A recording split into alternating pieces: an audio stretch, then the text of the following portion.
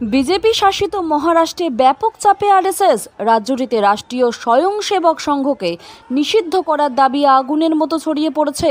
Chhatrapati সম্ভাজিনগরে RSS নিষিদ্ধের দাবিতে পথে নামল হাজার হাজার মানুষ।